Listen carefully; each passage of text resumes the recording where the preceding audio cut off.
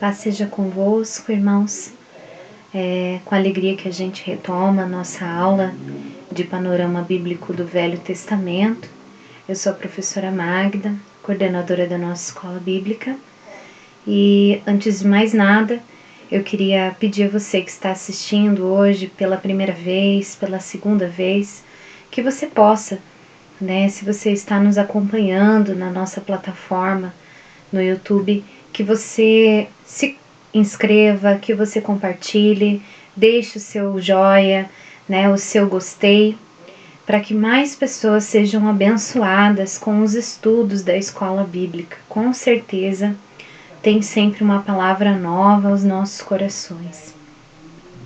E antes de mais nada, eu queria levar ao Senhor uma oração, preparar o nosso coração para ouvir a palavra de Deus, para aprender, para mim poder também transmitir, porque a palavra de Deus ela é viva e eficaz e mais poderosa que a espada de dois gumes, Ela pode penetrar o mais profundo da nossa alma, na divisão da alma e do espírito. Por isso a palavra de Deus ela é tão poderosa. Ela pode mudar a minha, mas também pode mudar a sua vida que está aí, ouvindo hoje essa mensagem, essa palavra de fé. Então feche seus olhos, abra seu coração, com certeza Deus vai falar com você através dessa aula de hoje. Querido Deus, Pai amado, nós queremos te louvar e te agradecer, Senhor, por esse momento de aula, por esse momento, Senhor, proporcionado para que possamos aprender, para que possamos crescer, meu Deus. Paizinho, acrescenta nas nossas vidas a fé, a sabedoria, dá-nos a direção, Pai. Sonda o nosso coração, nos instrui no caminho da verdade, da justiça. Nos leva, Senhor, a te conhecer mais, Pai, a te conhecer como o Senhor é, na beleza da sua santidade. Paizinho querido, que a tua palavra agora, ela venha de encontro ao nosso coração e que ela possa penetrar o mais profundo da nossa alma e aquilo que ainda precisamos, Senhor, ser visitados. Visita, Senhor, as áreas do nosso coração, da nossa mente, da nossa alma e do nosso espírito. Pai, nós te louvamos por esse momento e te agradecemos em nome de Jesus. Amém. Amém, queridos? E a nossa aula de hoje, ela vai falar sobre o período da dispensação da consciência humana e também da segunda aliança, que foi a aliança que Deus fez com Noé, aliança noédica. Para que nós possamos falar um pouquinho sobre a consciência humana, nós temos que lembrar que o homem, no primeiro momento, estava lá na sua consciência inocente, na dispensação da inocência, onde ele estava no Éden. E após a queda do homem, após o pecado ter entrado através da vida de Adão e Eva, então o homem começa a se multiplicar, começa a encher a população da terra. E então, o homem passa a viver por um período de consciência, que é a dispensação da consciência. O homem passa, então, a ouvir a voz de Deus somente em sua alma, em seu coração. Deus, ele não se apresentava, para o homem como antes era no Éden. Então, o homem, ele precisaria se achegar a Deus, ele precisaria ter uma vida de santidade, uma vida reta, uma vida justa, para que ele pudesse ouvir a voz de Deus, o que era algo muito raro, porque as pessoas daquela época, a palavra de Deus diz lá em Gênesis 6, que Deus, ele se arrependeu de ter feito o homem, porque a violência do homem encheu a terra e corrompeu a terra. Então Deus, ele se entristece de ter feito o homem e ele encontra, de entre todos os homens que ele poderia encontrar na terra, ele encontra um homem que é Noé, Todos nós conhecemos a história de Noé. e já ouvimos falar sobre Noé, né? Noé, ele é a figura de um homem que obedeceu à voz de Deus, obedeceu às instruções do Senhor para um plano e um projeto de salvação.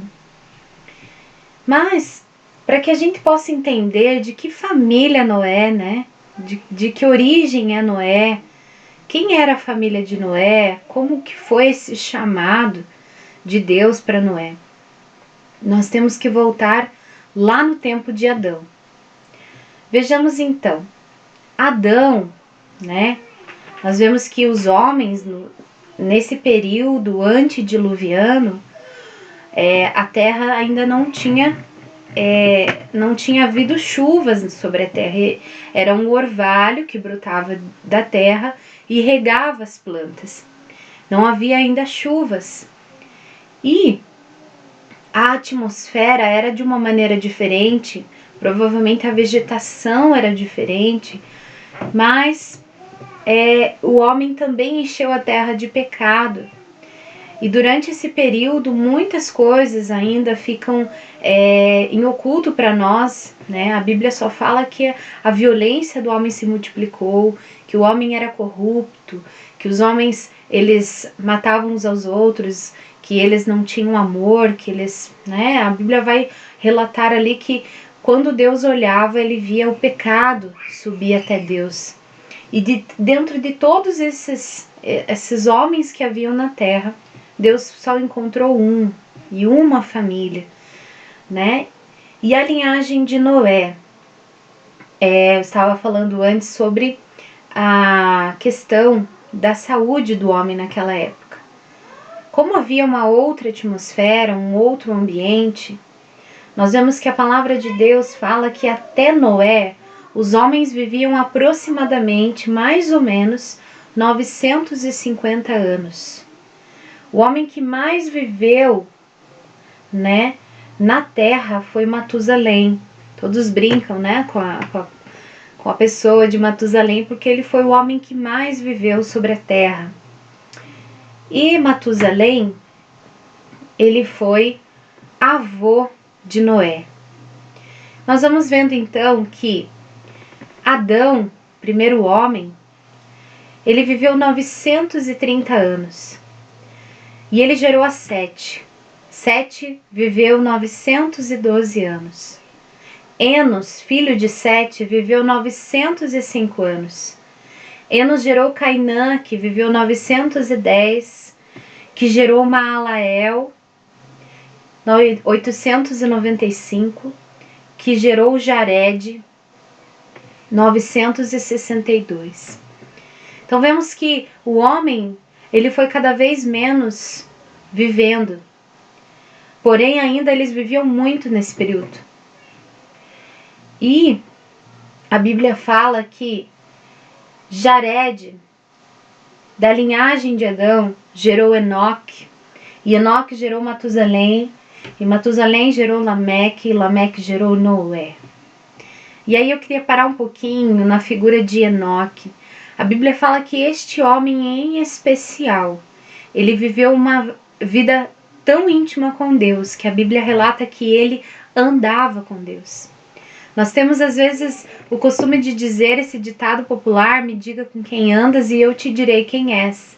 Por quê, né? Porque quando nós andamos muito tempo com uma pessoa, nós nos tornamos muito parecidas com elas. Ou geralmente os nossos gostos pessoais se assemelham daquele grupo social, daquelas pessoas que a gente escolhe para caminhar conosco. Temos sempre afinidades com as pessoas que a gente procura estar perto e a gente acaba ficando parecido com ela, né? Parecido na forma de falar, na forma de se comportar, nos hábitos, nos costumes, nos valores. E Enoque, em especial, era um homem que andava com Deus. E isso representa para nós, toda vez que Deus fala, né, ali na Bíblia está escrito que este andava com Deus, representa para nós que essa pessoa, ela tinha intimidade, íntima adoração, íntima verdade naquilo que ela fazia para Deus. Era algo verdadeiro, algo uma pessoa justa, leal, fiel, adoradora a Deus, de íntegro coração. E Enoque foi esse homem, né, que lá em Hebreus 11 fala que Enoque não conheceu a morte, ele foi transladado porque este creu no Senhor, porque ele caminhava com Deus.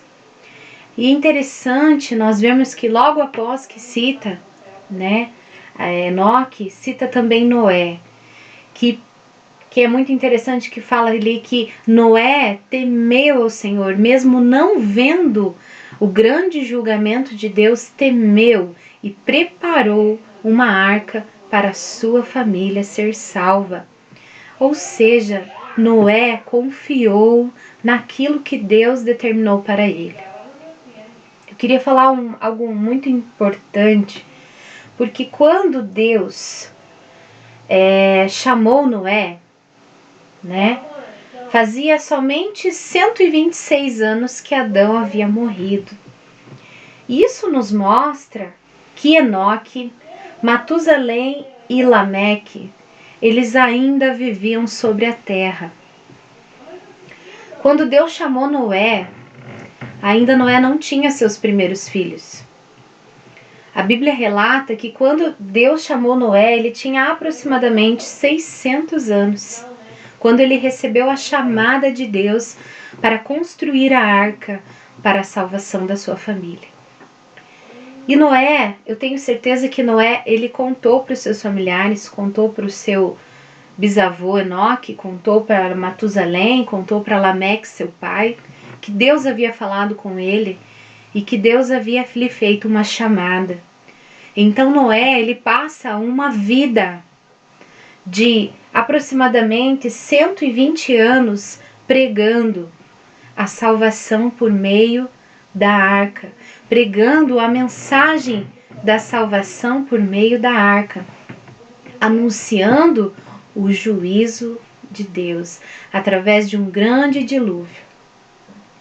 E é interessante nós falarmos aqui, porque a Bíblia fala que o cálice de iniquidade se encheu a terra. Era como se Deus, ele estivesse enojado do homem. Ele olhava para o pecado daquele tempo, porque os homens não buscavam a Deus. O homem estava longe de Deus. E Deus, ele se arrependeu. Gênesis 6:6 fala que Deus se arrependeu de ter criado o homem. Por isso, Deus varreria da face da terra o homem. Porém, Deus encontrou um homem justo e fiel, e este Deus escolheu para salvar ele, seus filhos e as esposas dos seus filhos e a esposa de Noé. Deus escolheu aquela família para que, através daquela família, uma nova aliança fosse estabelecida novamente. E é interessante que Deus, quando ele faz aliança com Noé, ele também faz uma aliança com os animais, né? Ele preserva os animais. Esse período da consciência, ele durou 1656 anos. E durante esse período, a humanidade dependia da espontânea direção de Deus para falar com o homem. A queda trouxe grande influência nas práticas pecaminosas do homem.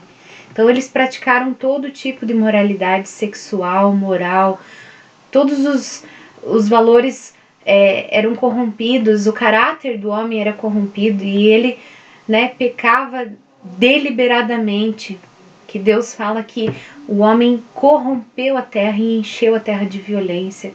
Então Deus só encontrou em Noé, né, Deus encontrou em Noé um coração justo e fiel para poder salvar a humanidade. Encontrou em Noé um homem de coração justo e fiel a Deus para poder restaurar a aliança que ele havia feito com o homem. O dilúvio, então, ele é um claro exemplo da retribuição divina do pecado, pois lá em Gênesis 6:5 fala que todo o desígnio dos pensamentos do coração deles era de contínuo somente o mal. Está falando que Deus, ele observava o coração do homem, ele procurava, né, ter misericórdia para com o homem, Mas chegou um dado momento que ele diz: não contenderei mais o meu espírito com o homem e farei desaparecer da face da terra. Ou seja, ele estava, de todo modo ele procurava olhar para dentro do coração do homem e ver aqueles que o buscavam, mas não havia mais quem o buscasse. E, né, a Bíblia fala que Noé, ele passou 120 anos pregando a salvação por meio da arca, né? Ele construiu a arca no meio de um deserto e muitas pessoas zombaram dele, porque ele acreditou naquele chamado, né? Naquele chamado de Deus para construir aquela arca. E sabe quantos anos ele levou para construir a arca? 120 anos. Foi uma vida, né? Seus filhos o ajudaram e seus filhos casaram. Então ele construiu toda a sua família em cima da mensagem de salvação, né, pela arca. E arca significa tevá. Tevá no hebraico significa religação. A palavra salvação, arca da salvação, né, que é utilizada do hebraico, ela fala que a arca, né, tevá, ela representa a misericórdia de Deus em meio ao juízo. É como se Deus desprezasse por um momento a sua ira e tivesse misericórdia do homem.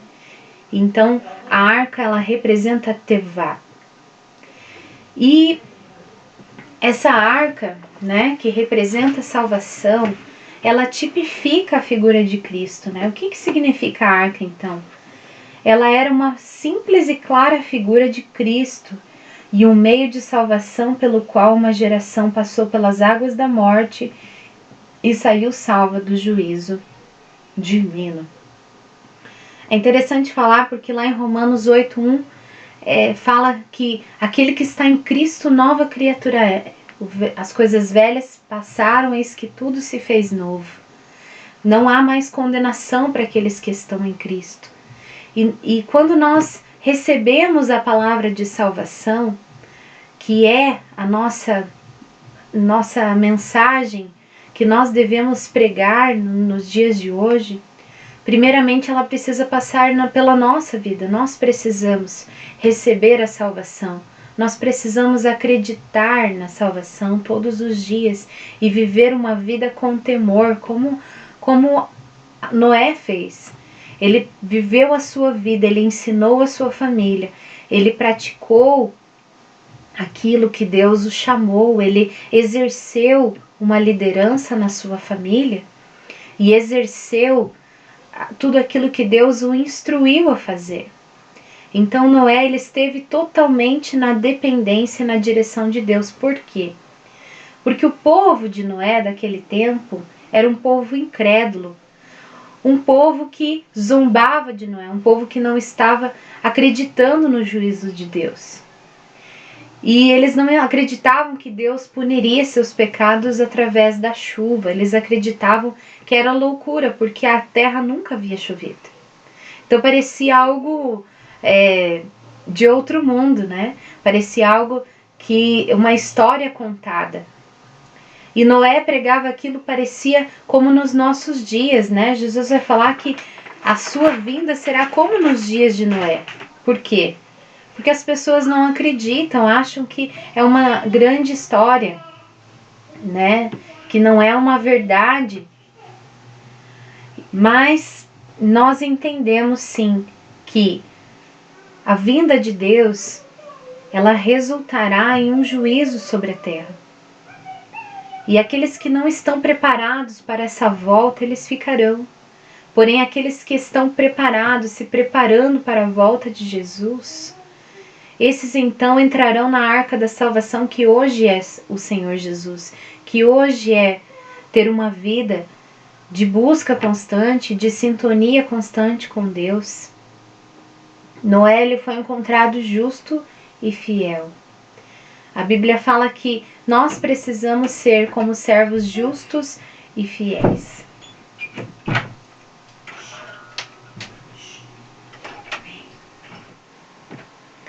Vamos dar continuidade, então, falando alguns aspectos, né, sobre o chamado de Noé e alguns símbolos que estão por trás da história de Gênesis 6, do 13 ao 71. Primeiro ponto, há 6 coisas que nos chamam muita atenção nessa história.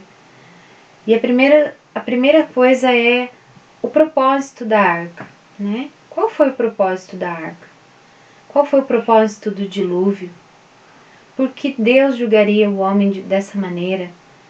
Porque Deus, o que fez o coração de Deus se arrepender de ter criado o homem? E por que Deus encontrou misericórdia, né?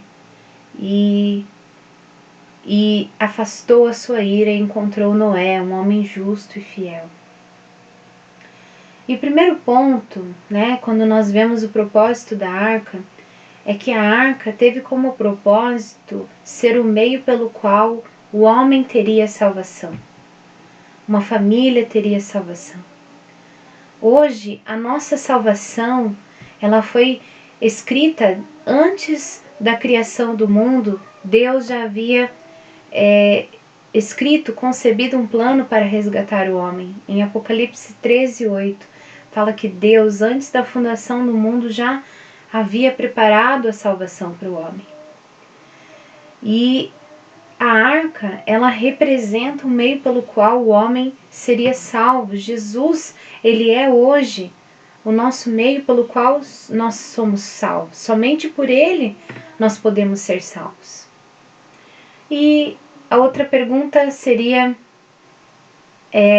qual o propósito do dilúvio? O dilúvio, ele tem como propósito 5 aspectos de juízo de Deus. E nós vemos que o juízo de Deus em toda a palavra, ele aparece, em primeiro lugar, para a glória de Deus, para que Deus possa ser reconhecido. E ele também serve para instruir as nações. Isaías 26:9 fala que Deus, ele julga a terra e julga também as nações. Ele também serve para purificar, Gênesis 15:16. Ele também serve para libertar o homem do mal. Ele serve como um alinhamento daquilo que é o propósito de Deus para o homem e daquilo que Deus espera do homem, né? E aquilo que o homem pode oferecer para Deus diante daquilo que Deus pede.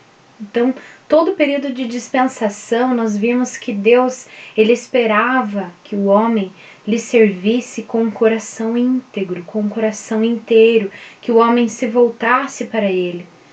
Porque Deus ama o homem, Deus criou a humanidade, porém Deus não ama o pecado.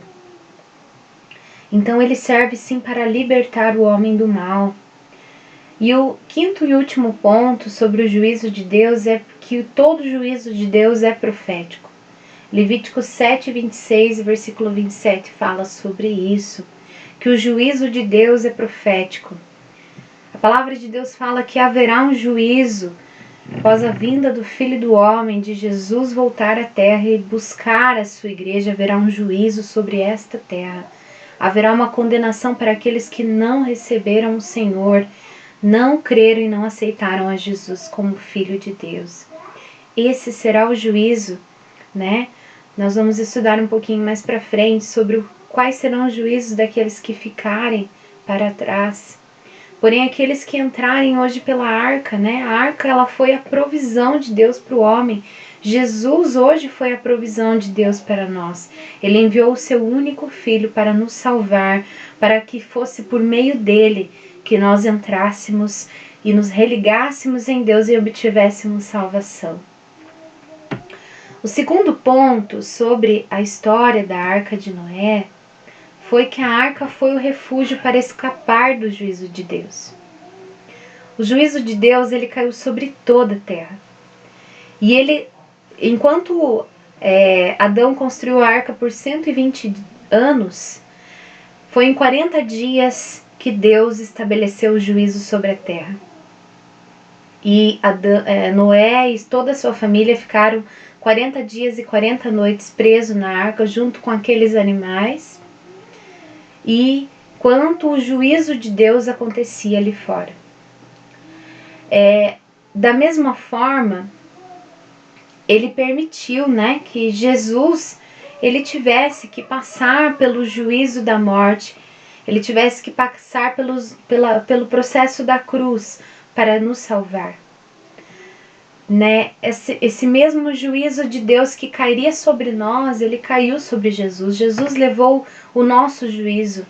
O nosso pecado estava sobre ele, as nossas culpas estavam sobre ele, né? Ele foi condenado pelos nossos pecados. Então, enquanto no Velho Testamento o juízo de Deus caiu sobre toda a humanidade, salvando uma só família, Jesus, ele morreu, ele um só homem, morreu em meu e em seu lugar para salvar toda a humanidade. Tremendo isso, né? O terceiro aspecto fala sobre Noé e sua família foram convidados a entrar na arca. É interessante aqui porque Deus, ele fala para Noé, constrói uma arca, né? A Bíblia fala que ela tinha 30 côvados. É bem interessante essa medida. A arca é descrita na Bíblia medindo 300.000 côvados de comprimento por 50 de largura e 30.000 côvados de altura. Côvados era mais ou menos da palma da mão até o cotovelo. Era um tipo de medida usado naquela época. E o que mais ou menos aproximadamente essa arca tinha? 140 metros de comprimento, 23 metros de largura e 14 metros de altura. Era uma arca muito grande, era um navio muito grande. E é interessante as medidas, né, que contém nessa arca. 144.000 é uma medida muito interessante, porque é a mesma medida que fala, né, que nos fins dos tempos os 144.000 remanescentes da terra. Algumas pessoas apontam que existem uma simbologia oculta, até mesmo algo que está revelando para os fins dos tempos a história da Arca de Noé. Ela revela algo sobre os fins dos tempos. E o próprio Jesus fala, né? E será como nos dias de Noé. Comiam, bebiam, casavam-se, davam-se casamento. Até o dia em que Noé entrou na arca e a porta se fechou. E então o dilúvio veio e todos pereceram. Assim também será com a vinda do Filho do Homem. Jesus estava alertando seus discípulos para que eles mantessem uma conexão com o céu, para que eles mantessem a sua vida conectada com Deus, com os tesouros no céu e não com os tesouros na terra. Que os seus interesses e as suas intenções não estivessem em si mesmos, mas que estivessem em Deus. Noé, em contrapartida, né, no Velho Testamento nós vemos que Noé viveu a sua vida, seus filhos também casaram. Ele também teve a sua esposa, teve seus filhos, construiu a sua família, mas o seu propósito, o seu objetivo era construir a arca, era anunciar a arca da salvação, era estar preparado para o dia do dilúvio. E assim também nós cristãos precisamos estar preparados para o dia da volta do Senhor. Precisamos viver a nossa vida como peregrinos nessa terra. Tem muitas pessoas hoje que amam tanto essa terra, que elas não desejam mais o céu, que elas não desejam mais viver uma vida perto de Cristo. Muitas pessoas, infelizmente, eu ouço às vezes as pessoas dizerem: mas está cedo para Jesus voltar, está tão bom aqui na terra, estou fazendo isso, estou comprando aquilo, eu vou casar, eu vou fazer isso, eu vou fazer aquilo. Mas estamos às vezes despercebidos que isso tem nos prendido e nós temos que ter sim uma identidade celestial. Nós precisamos saber que nós temos um passaporte para o céu, que nós somos peregrinos nessa terra e que nós estamos aqui de passagem, que o nosso propósito final, assim como Noé era construir a arca para a salvação, o nosso propósito final é anunciar Jesus para a salvação de muitos, para que um dia também nós possamos ser salvos, né? O nosso propósito precisa ser o céu. É interessante falar que a arca ela foi um refúgio para escapar do juízo de Deus. E Noé foram convidados para entrar na arca. Bem interessante esse terceiro ponto, porque a palavra vinde a mim, ou venham, né? Deus fala assim, Noé, vem e entra tu e a tua mulher e teus filhos e as mulheres dos teus filhos. Entra, pois, agora na arca e fecha. Né? Deus fala com Noé naquele momento, e é interessante porque Deus, ele pediu para Noé fazer aquela arca. Porém, no momento que ele ia mandar a chuva, que todos os animais já tinham se acomodado, Deus, ele convida, ele faz esse convite. Ele nunca invade a nossa vida, mas ele nos convida. E sabe quantas vezes essa palavra vinde é encontrada na Bíblia? Mais de 1900 vezes. O último convite que Deus está nos fazendo hoje é o de Apocalipse 22, 17 e Mateus 11, 28. Apocalipse 22, 17 diz assim: E o Espírito e a esposa dizem vem, e quem ouve diga vem, e quem tem sede venha, e quem quiser torne de graça da água da vida. Tome de graça da água da vida. Está falando da salvação, o Espírito e a noiva clamam pela volta do Senhor. E em Mateus 11, 28, vemos que está escrito assim: Vinde a mim, todos vós que estáis cansados e sobrecarregados, e eu vos darei descanso. Jesus está fazendo um convite, vinde a mim. Jesus está nos convidando a nos achegar a Ele, a encontrar nele o caminho, a encontrar nele a verdade, a vida. Ele é a fonte da vida, Ele é a salvação, hoje Ele é a nossa arca. Deus já havia inspecionado a arca e disse a Noé que entrasse. Então Deus, ele sempre vai preparar a nossa vida para que nós possamos conhecer a Ele. Jesus falou, né, que todo aquele que nele crê, né, todo aquele que cresce em Jesus teria vida eterna, não perecesse. Deus enviou o seu Filho para que todos crescem. Jesus é o único caminho, é o único Salvador. E quem que não crer nele será condenado. Essa é a mensagem da arca para nós dos nossos dias. Foi a arca que protegeu Noé da ira de Deus. A arca representa Jesus. Jesus, ele é o meio pelo qual Deus encontrou uma forma de nos salvar, de nos dar a garantia, nos fazer co-herdeiros com Cristo, para que nós não soframos a ira como aqueles que pecaram e não se arrependeram sofrerão ainda. João 14, 6, Jesus fala assim: eu sou a porta. Quem passar por mim, né? Eu sou a porta. Por que Jesus falou que ele era a porta? Lá em João 14, 6, vamos conferir esse versículo aqui. Havia somente uma porta na arca. Não havia duas portas. Havia somente uma porta, representando que Jesus, ele é o único caminho. Todos os homens antes de Jesus ou depois de Jesus, grandes homens da história, pereceram, morreram. Porém, Jesus, ele morreu, mas ele ressuscitou. E ele foi o meio pelo qual Deus nos trouxe salvação. É interessante que ninguém nasceu dentro da arca. Um outro ponto interessante aqui do nosso estudo. Todos nasceram fora da arca. E eles entraram na arca através do convite de Deus. Assim também é como nos nossos dias, nós às vezes não nascemos cristãos, muitos de nós não nascemos cristãos. Nós precisamos passar pelo novo nascimento. Jesus fala para Nicodemos que é preciso ele nascer de novo, da água e do Espírito. Assim também é necessário que nós nasçamos de novo.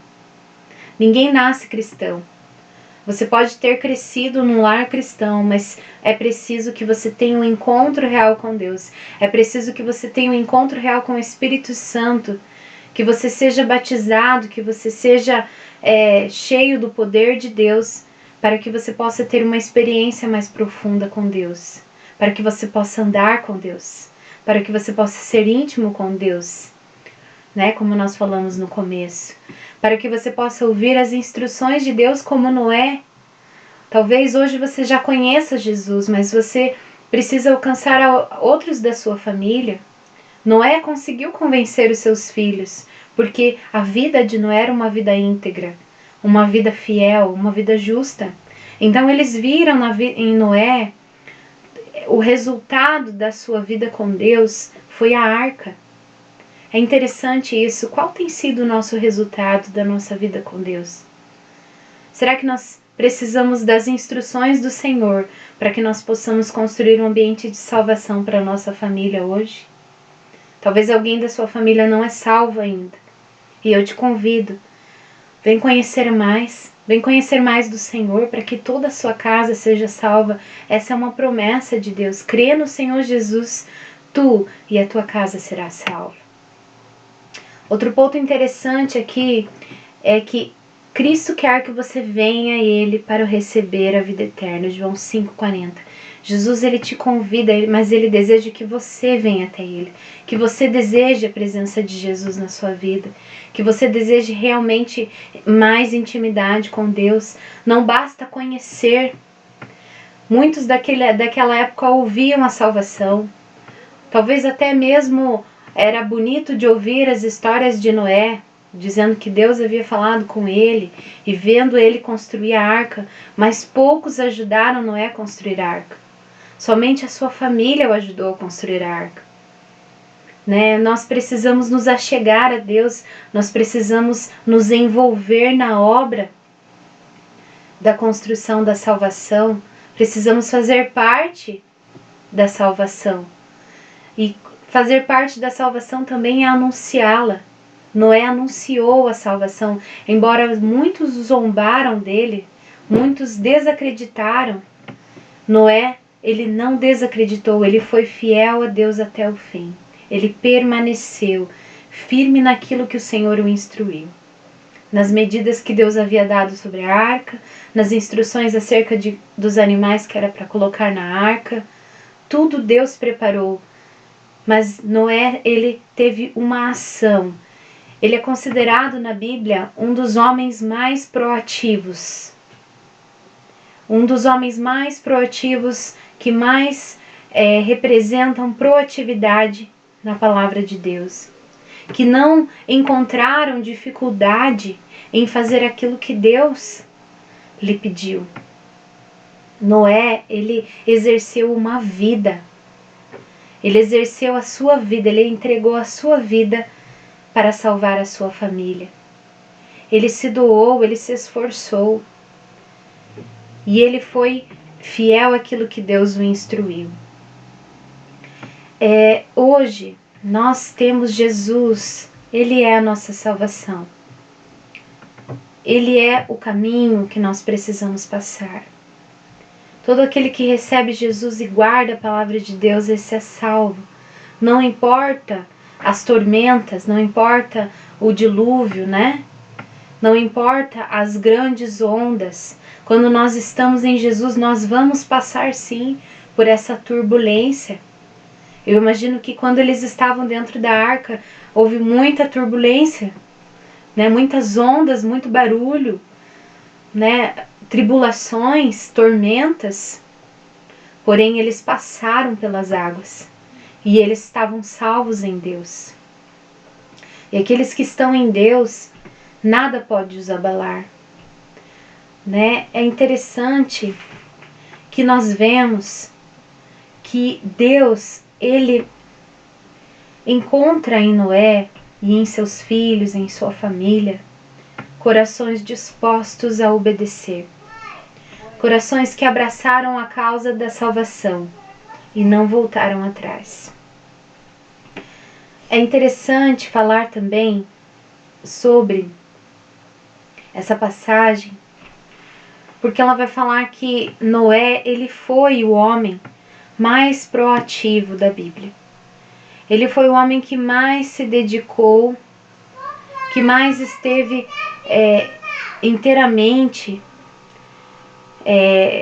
anunciando a salvação. E hoje, né?